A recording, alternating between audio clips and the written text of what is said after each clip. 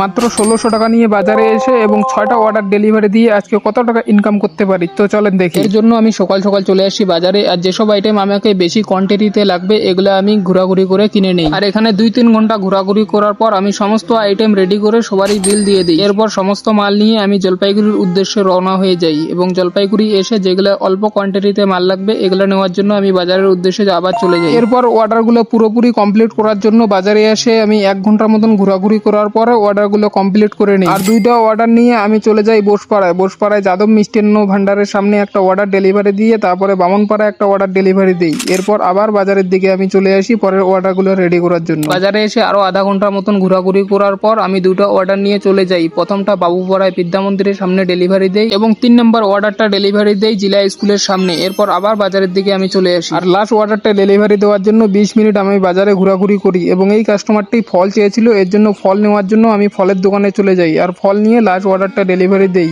এবং আমি হিসেব করে দেখি এটা আজকে আমার প্রফিট হয়।